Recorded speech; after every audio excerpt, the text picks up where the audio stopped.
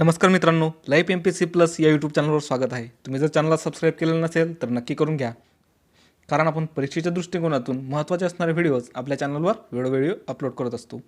आज तसाच एक टॉपिक बनणार आहे आपण मुळशी सत्याग्रह. हा टॉपिक छोटा आहे पण फायद्याचा मोठा आहे, कारण की जर आला पेपरमध्ये तर 1 मार्क देऊनच जाणार.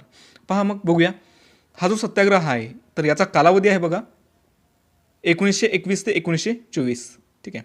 इतिहासामध्ये मुळशी सत्याग्रह नावाची एक घटना आहे जी 1921 ते 1924 या कालावधी दरम्यान पार पडली, म्हणजे ती एकूण 3 वर्ष चालली. ठीक आहे.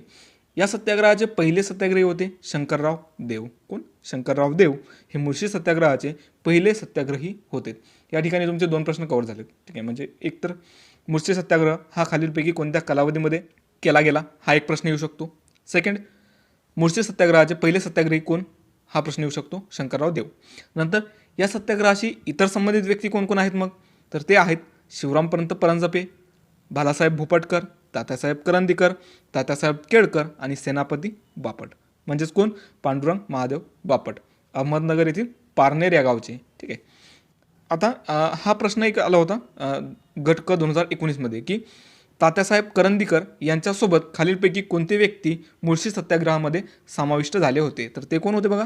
पांडुरंग महादेव बापट हे आणि तात्यासाहेब करंदीकर हे दोघेही मुळशी सत्याग्रहामध्ये सोबत समाविष्ट झाले होते. ठीक आहे.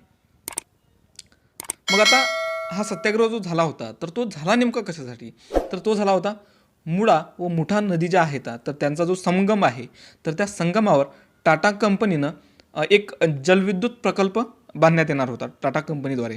तर या प्रकल्पामुळे काय होणार होतं, एकूण 54 गावे पाण्याखाली जाणार होती. तर मग हाच मुद्दा उचलून हा सत्याग्रह करण्यात आला.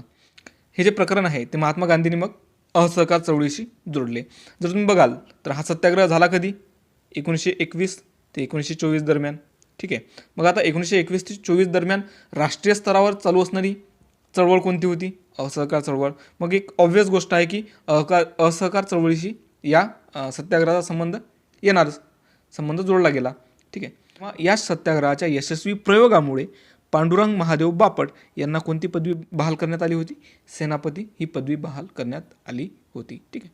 हे एक महत्त्वाची व्यक्ती आहे. यांवर बी आपण एखादा व्हिडिओ बनवूया, जेणेकरून यांच्यावर जर प्रश्न आला तर तो आपला इझिली सॉल्व्ह होईल. ठीक आहे.